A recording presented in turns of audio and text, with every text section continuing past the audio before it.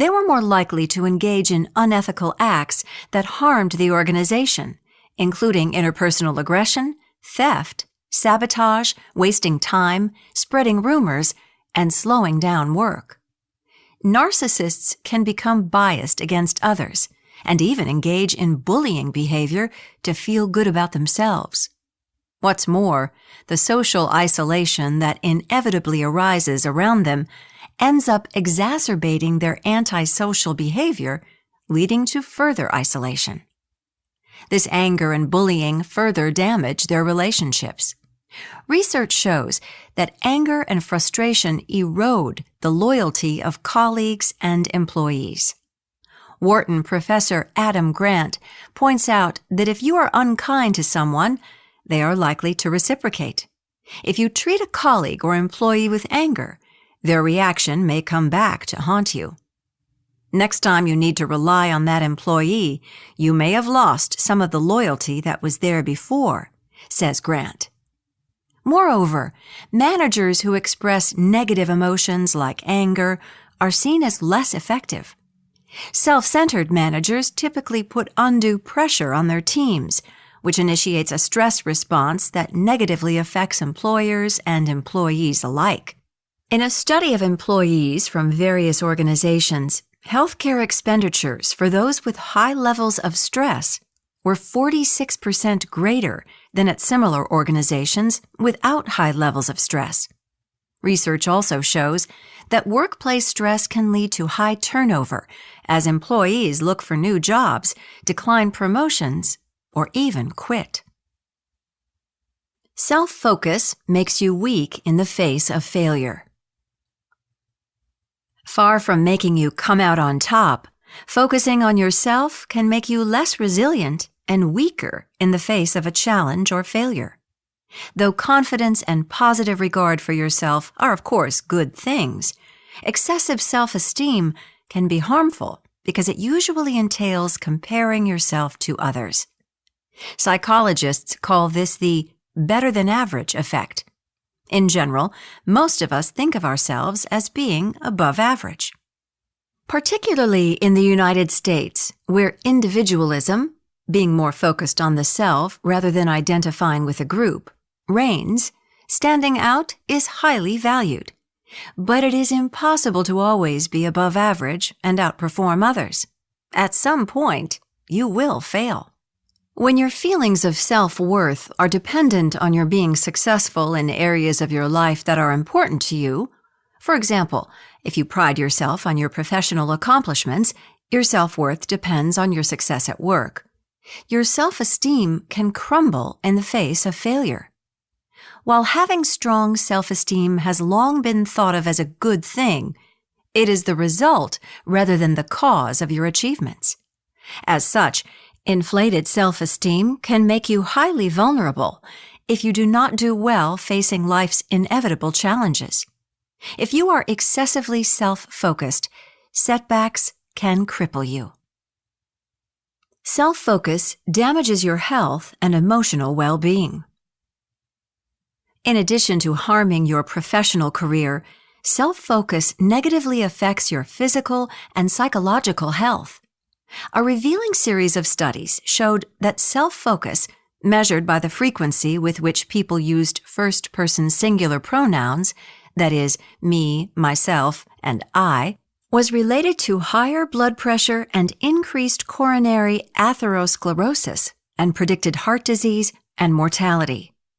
The researchers found that in most cases, these findings held up even when statistically controlling for traditional risk factors like smoking, cholesterol, and age. Psychologically, self-focus is strongly associated with negative emotions, depression, and particularly anxiety. Rates of anxiety and depression correlate, in fact, with activity in the part of the brain responsible for thoughts about oneself. Another psychological repercussion of self-focus is social isolation. After all, who wants to hang out with people who think about themselves all the time? Because it hurts your personal and professional relationships, self-focus leaves people depressed over the long run, according to Twenge. In turn, The lack of social connection resulting from high self-focus can lead to severe health consequences. In 1988, James S. House, professor at the University of Michigan, conducted a landmark study looking at the impact of people's relationships on their health. He found that a lack of social relationships constitutes a major risk factor for health, rivaling the effect of well-established health risk factors such as cigarette smoking, blood pressure, blood lipids, obesity, and physical activity. What's more, according to House's and further studies, social isolation seems to accelerate the physiological decline of aging. We tend to be aware of the basics of health. Eat your veggies, go to the gym, and get proper rest.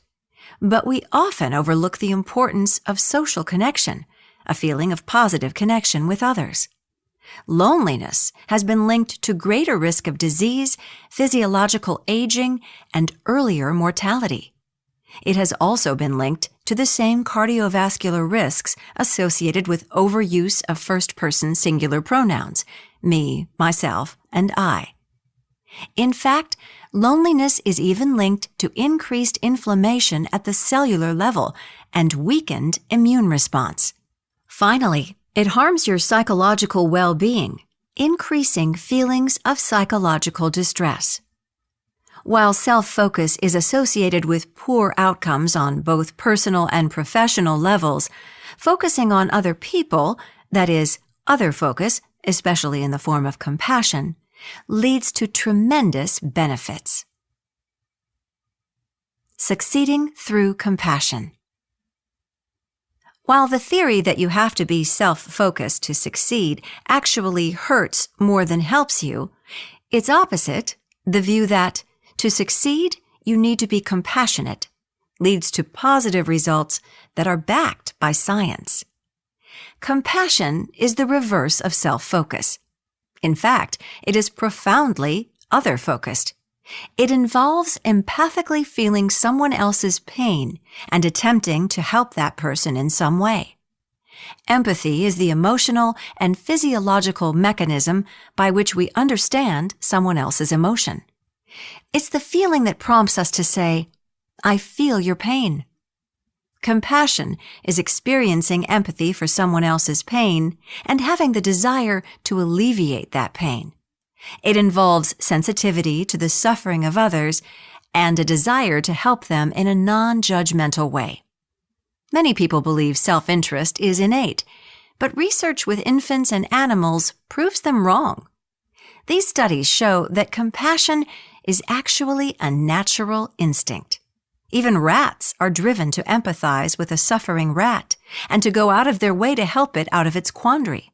Studies conducted at the prestigious Max Planck Institute in Germany suggest that compassion is an inborn trait in both humans and animals. A series of fascinating experiments showed that both chimpanzees and infants too young to have learned the rules of politeness spontaneously engaged in helpful behavior when confronted with another in need, even overcoming obstacles to do so. We often pride ourselves on our independence and on pulling ourselves up by our own bootstraps. Yet, at the root of it, we are profoundly social creatures. Brené Brown, professor at the University of Houston Graduate College of Social Work, focuses her research on social connection.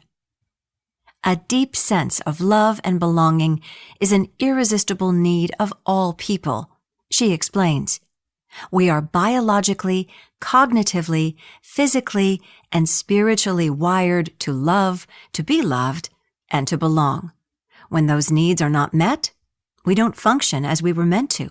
We break, we fall apart, we numb, we ache, we hurt others, we get sick. We may think we want money, power, fame, beauty, eternal youth, or a new car, but at the root of these desires is a need to belong, to be accepted, to connect with others. Think of how painful it is to experience the opposite of compassion, loneliness, or worse, rejection, whether personal, professional, or romantic. Rejection leads to immense pain. Rejection is so unbearable that the same parts of the brain are activated during social rejection as during physical pain. Stress due to conflict in relationships, work or otherwise, is so damaging that it causes increased inflammation levels in the body. Both physically and psychologically, we experience compassionate social connection as wonderful and rejection or loneliness as devastating. Although we don't always prioritize compassion, we do intuitively realize that it leads to fulfillment. At Stanford, we conducted a study in which we asked 500 people, "What brings you fulfillment?" Think for a few moments about how you might answer this question. We then reframed the question. If you only had 3 days to live, what would you spend your time doing? Think again about what you would respond before listening on. You may have guessed it. At the top of both lists, the most popular responses were spending time with loved ones and helping people. Despite the fact that we may not live our lives that way, intuitively, we know that our connections with others are the most meaningful elements of our lives. Have you ever had a bad day when everything seemed to be going wrong, and then out of the blue, you received a phone call from a friend or family member who desperately needed your help? All of a sudden, you were focused on that person's well-being. You were doing everything you could to help solve his or her problem. What happened to your terrible day? I've asked this question to many of my workshop participants, and they invariably give the same answer. Their day turned around for the better. All of a sudden, they felt energized, alive, even happy.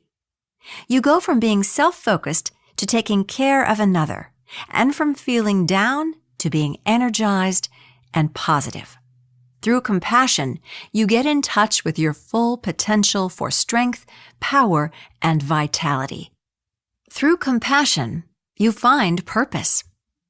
When our brains move from a modality of self-focus and stress to a new modality of caring, nurturing, and connecting, our heart rate decelerates. Vagal tone, our ability to relax and return to normal after stressful events, is strengthened, and we release hormones that are key for connection and bonding, such as oxytocin. In this new state, we feel at ease. Not only are we more compassionate to others, but we feel more deeply nurtured and positive on a personal level. We all know how enjoyable it is to be on the receiving end of an act of kindness or generosity. But acting with compassion is as pleasurable as, if not more than, receiving something. That's the reason people go out of their way against their own self-interest to help others. It's why 25% of Americans volunteered their time for charitable causes in 2014, a percentage that has remained consistent over the last years. Or why Americans, on average, donate 3% of their yearly income, with middle and lower-class individuals donating an even greater percentage. Or why people pull over on the highway in the rain to help someone with a broken vehicle, or to feed a stray cat. A brain imaging study showed that the pleasure centers in the brain, the neural regions that are active when we experience pleasure, are equally active when we receive money ourselves as when we observe money going to charity. In another study, participants received a sum of money and were instructed either to spend the money on themselves or to spend it on others. Those who spent money on others were happier. The research team also found that in children as young as 2, giving treats to others increases happiness more than receiving treats. The research team that conducted these studies found that these results stand up cross-culturally, regardless of whether countries are rich or poor. There is little doubt that we are wired for compassion, and it makes us happier and more fulfilled. Since science shows that we are naturally wired to be other-focused and compassionate, why do we always hear that self-interest is the prime motivator? In large part, because economists have propagated that notion. One study showed that students majoring in economics tend to act in a more self-interested way because they have been repeatedly exposed to this theory in their studies. Another study suggests that people naturally have an inclination to help others, but stop themselves because of the norm of self-interest, the theory that we all act selfishly. Why? Because they worry that others will believe they are helping out of self-interest and are therefore seeking something in return. How compassion leads to success. Drake is a happy, generous, and other-focused person. He is always interested in helping others whenever he can. He and his wife support a number of causes focused on improving the lives of children around the world who are at risk because of the poverty and violence that surround them. Kindness pervades his life. So when Drake joined Bear Stearns, he was shocked by how the other managing directors mistreated the junior bankers, analysts, associates, and vice presidents. They had only their own best interest in mind and worked the junior staff into the ground, even abusively. For example, they would insist, after returning from a weekend in the Hamptons, that their staff go to work at 11 p.m. on Sunday evening and finish up a presentation or report by the next morning, even though it was not due to the client for days. The staff were then expected to work through the rest of the next day. In addition to competing for bonuses and clients, the managing directors at Bear Stearns had to compete to get the firm's best junior bankers to join their projects. The junior bankers knew that their lives were going to be hellish no matter whom they worked for, so they tended to align themselves with managing directors who had a track record of earning the biggest deals so that they could get larger bonuses.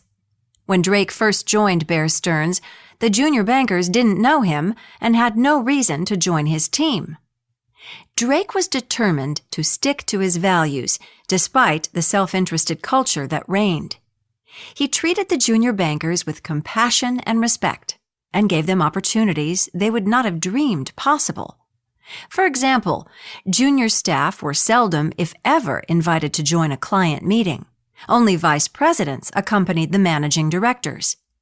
Drake, however, invited even the lowest ranking among his staff and gave them important responsibilities. For one deal, Drake had managed to attract just one analyst to work with him. He told her, "I think we have a high probability of winning this deal. I believe that just you and I can get this work done. It means you will have to perform the role of the analyst, associate, and vice president, and you will go pitch this IPO, initial public offering. You will get a front row seat to see what it's like to be a vice president on one of the hottest IPOs of the year." Not only did he invite the analyst, who would never otherwise have joined a client meeting, but he trained her and gave her the opportunity to present to the client. When this analyst later applied to business school, she did so with experience that far surpassed any of her fellow analysts. When this turned out to be one of the best performing IPOs of the year, and other junior bankers saw the experience this analyst earned, many sought to work for Drake. Here was someone who treated them with dignity, did not overwork them unnecessarily, cared for their professional development, and gave them unheard-of opportunities and experiences. Drake kept winning large deals, in part thanks to a loyal and hard-working team. Soon enough, the other managing directors started asking Drake, "What are you doing to get the good junior bankers to work with you?" Drake put himself in the junior staff's shoes, understood their challenges and aspirations, and worked with them in a genuine desire to help them grow. As a consequence, he had positive, trusting, and caring interactions with others and built strong interpersonal bonds. Far more powerful and effective than self-interest, compassion helped Drake succeed and maintain his values even in a toxic environment. As Drake's story shows and research substantiates, compassion is good for the bottom line, it's great for your relationships, and it inspires lasting loyalty. In addition, compassion significantly boosts your health. Compassion is good for the bottom line. Kim Cameron and his colleagues at the University of Michigan have studied the effect of compassionate practices in the workplace.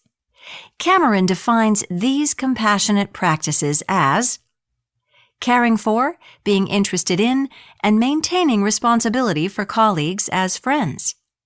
Providing support for one another, including offering kindness and compassion when others are struggling. Inspiring one another at work. Emphasizing the meaningfulness of the work. Avoiding blame and forgiving mistakes. Treating one another with respect, gratitude, trust, and integrity. In a research article published in the Journal of Applied Behavioral Science, Cameron explains that when organizations institute these practices, their performance levels dramatically improve. They achieve significantly higher levels of organizational effectiveness, including financial performance, customer satisfaction, and productivity. He adds that the more compassionate the workplace, the higher the performance in profitability, productivity, customer satisfaction, and employee engagement. What is more, research shows that happier employees make for improved collegiality, as well as a more congenial workplace. Another large healthcare study confirmed that a compassionate culture at work not only improved employee well-being and productivity, but also improved client health outcomes and satisfaction. In other words, compassion benefits you, your team, and your clients, bringing better results all around. Compassion increases your status and trustworthiness. To many people, the idea of applying compassion to a workplace seems foreign. After all, isn't it too touchy-feely? Won't it make you look soft? Actually, no, to the contrary. Research shows that rather than making you look soft, acts of kindness and altruism increase your status within a group. Consider this choice. Given two individuals with equivalent talent and skills, whom do you look up to and prefer to work with, promote, or invite onto a project? Undoubtedly, the more compassionate one. Wharton professor Adam Grant argues that kindness and compassion give us a far greater advantage than does self-focus.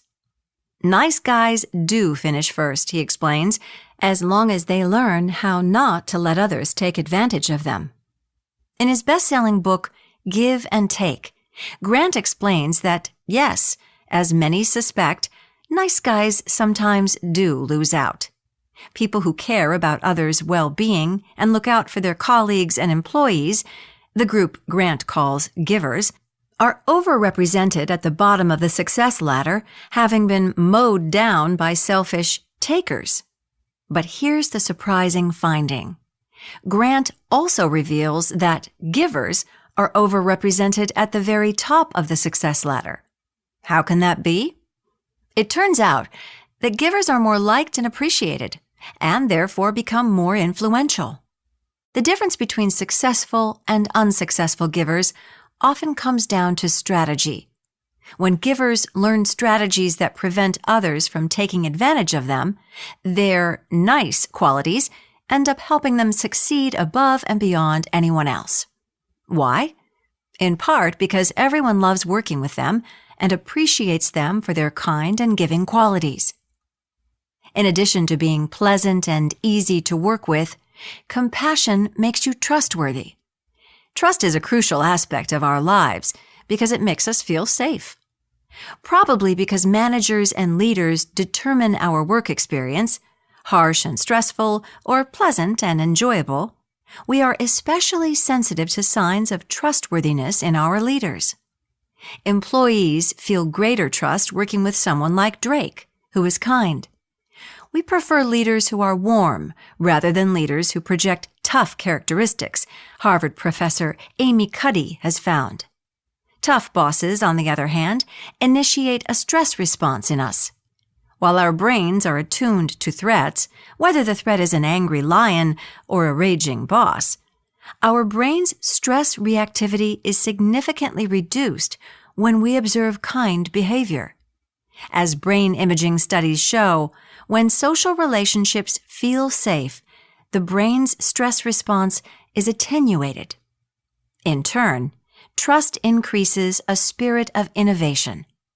Grant told me that when you respond in a frustrated, furious manner, the employee becomes less likely to take risks in the future because he or she worries about the negative consequences of making mistakes. In other words, you kill the culture of experimentation that is critical to learning and innovation. Grant refers to research led by Fiona Lee at the University of Michigan, showing that promoting a culture of safety rather than fear of negative consequences helps encourage the spirit of experimentation so critical for creativity. Research shows that, for some, the idea of helping a person who is suffering or in need can feel daunting. One may feel overwhelmed by the situation and wish to get away from it. In her books and TED Talk, Brené Brown encapsulates this experience with one term: vulnerability. Being faced with another person's pain is difficult. Being compassionate toward that person may make you feel uncomfortable. It will require you to display deep authenticity, and we're not used to displaying vulnerability at work. Yet, it's worth it. Johan Berlin, CEO of the corporate well-being consulting company Transformational Leadership for Excellence, shared with me an experience he had while teaching a workshop in a Fortune 100 company. The participants were all from higher-level management. After an exercise in which pairs of participants shared an event from their lives with each other, one of the top executive managers approached Johan.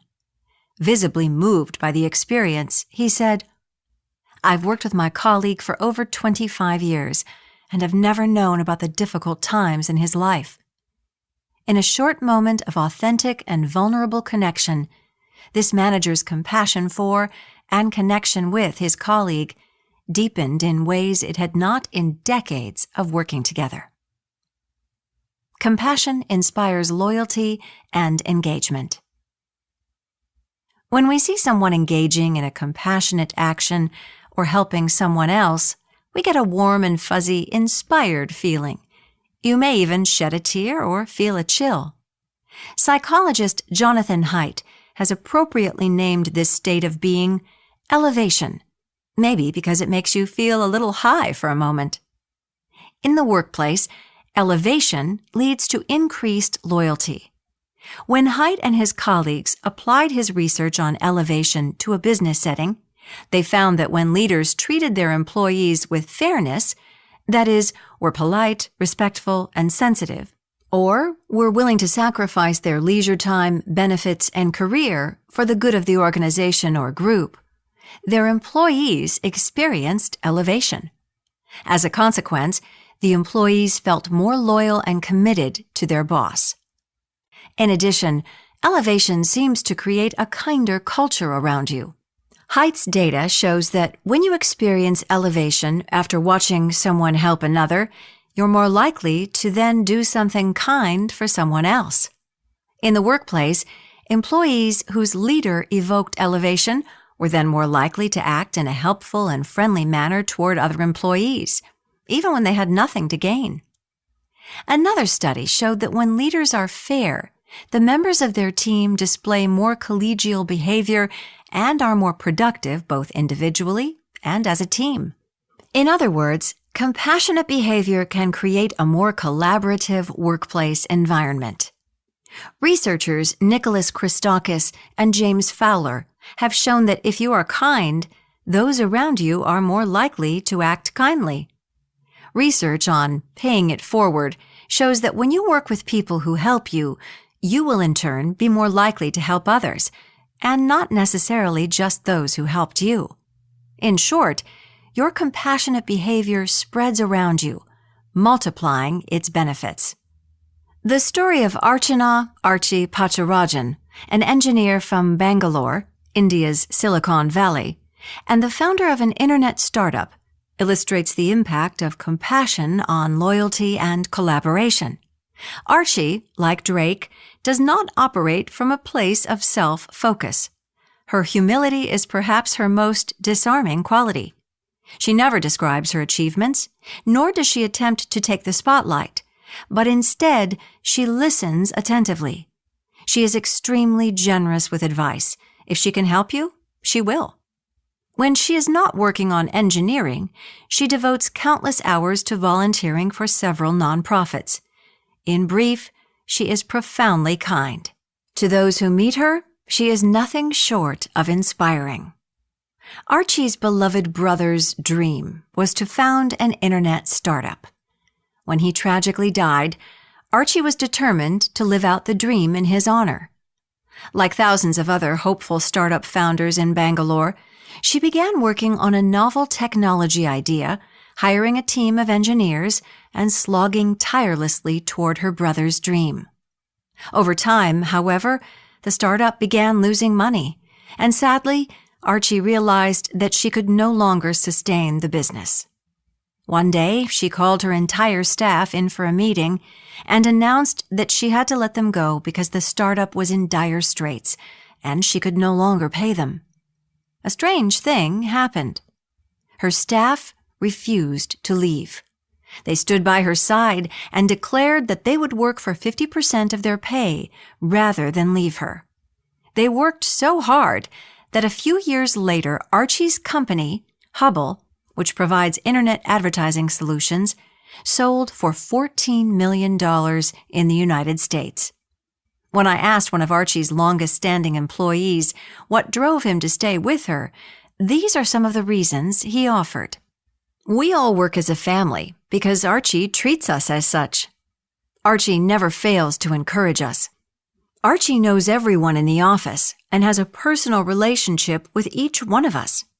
Archie does not get upset when we make mistakes, but gives us the time to learn how to analyze and fix the situation. As evidenced by this employee's response, Archie's relationship with her employees is deeper than the usual employer-employee relationship. Why? She connects with them compassionately and as human beings first, employees second. She cares about them. As a consequence, they remain faithful to her through thick and thin and are highly engaged. As Archie's story shows, if a manager is truly generous toward his or her employees, these employees are likely to follow suit, becoming more engaged and more loyal. In your own experience, you may have had a boss who inspired you because she was focused less on her own interests and more on yours. This person may have dedicated time and energy to your growth or learning with no benefit to herself.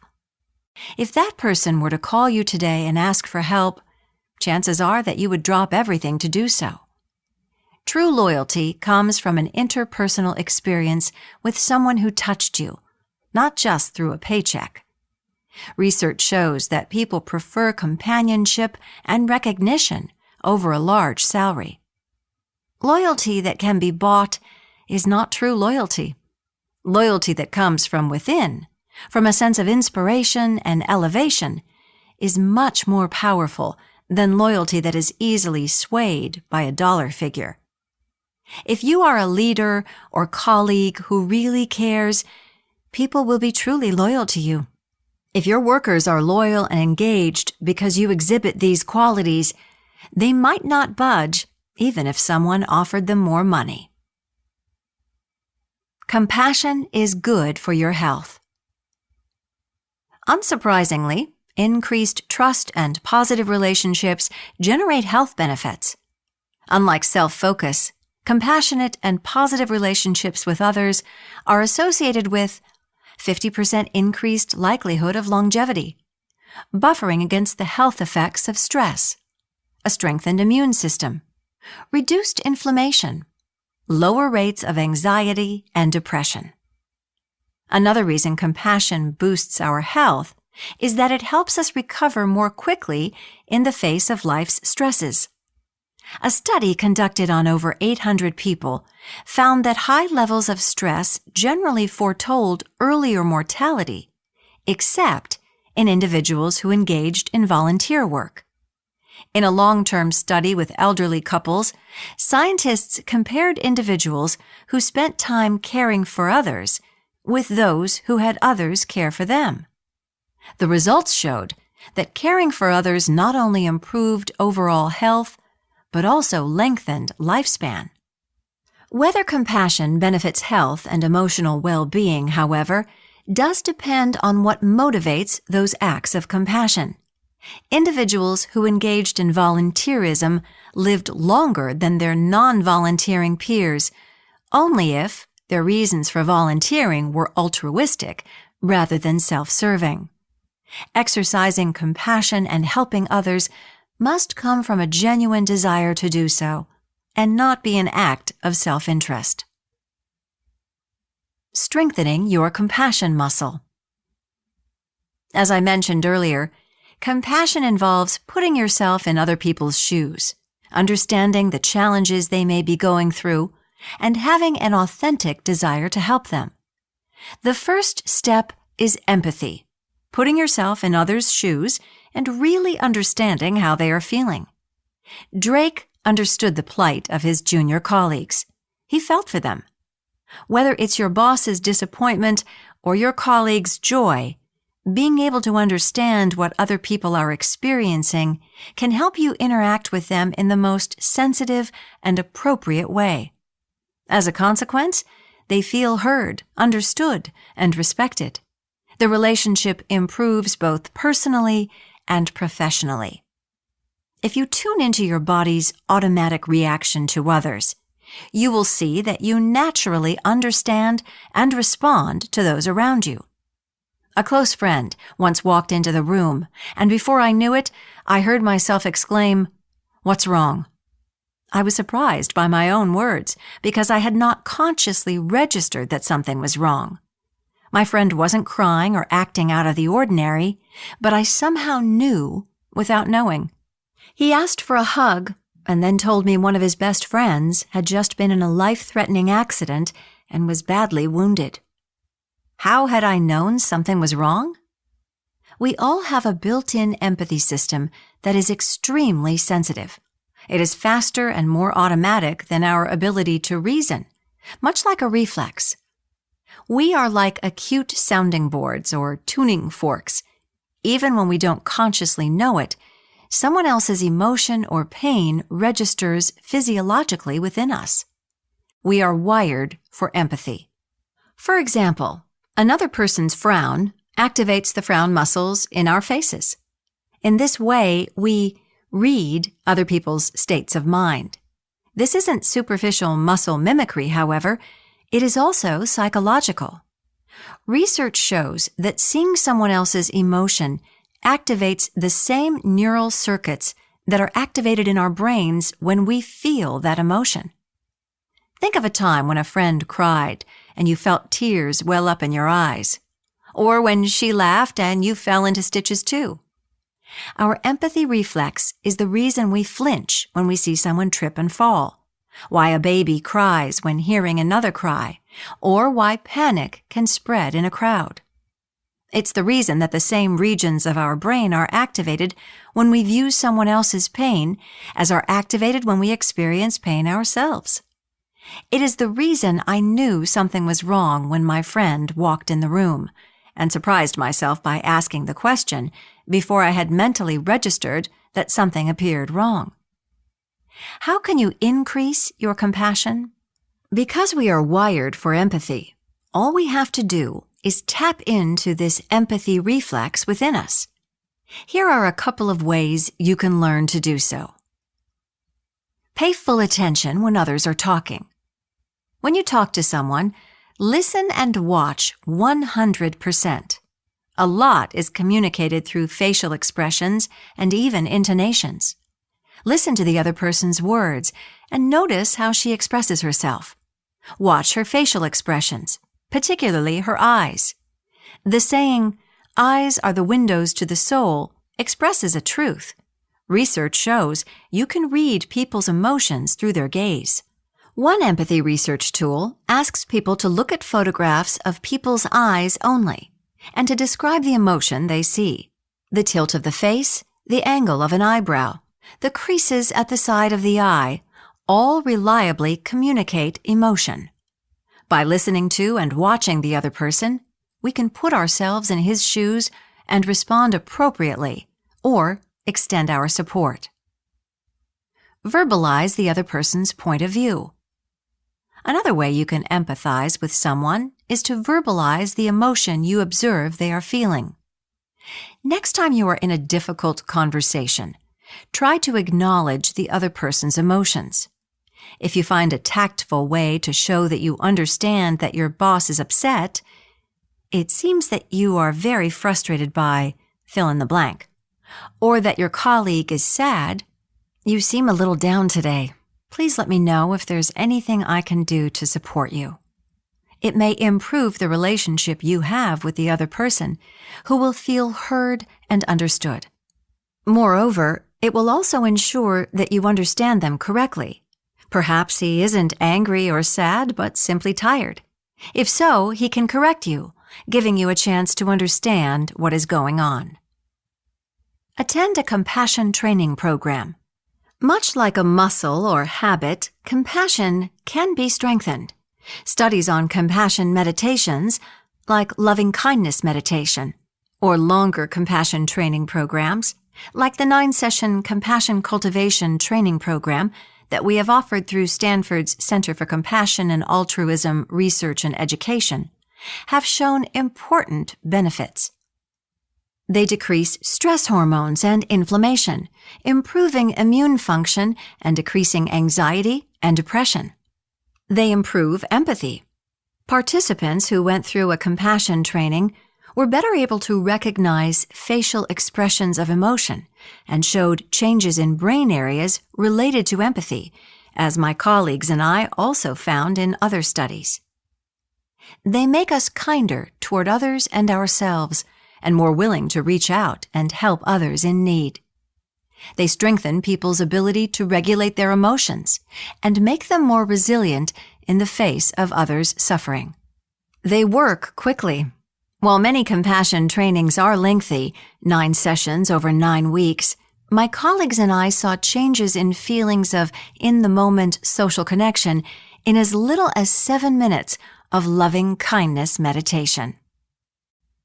Whereas the self-focus myth we have been brought up to believe in actuality hampers our success and well-being, focusing on others through compassion produces extraordinary results. Research shows that when you live your life, be it at work or at home, from an authentic and caring place, you automatically breed trust around you. You inspire others and uplift them, and as a consequence, they feel closer to you and even devoted to you. In addition to becoming more successful, you significantly boost your health and psychological well-being. Your impact spreads as you create a culture of positivity that benefits those around you and reaps great results for you. This is Nan McNamara. We hope you have enjoyed this unabridged production of The Happiness Track, How to Apply the Science of Happiness to Accelerate Your Success by Emma Seppala. This program was produced by B Audio. Executive producer Katie Ostroka. Text copyright 2016 by Emma Seppala. Production copyright 2016 by HarperCollins Publishers. All rights reserved. Thank you for listening.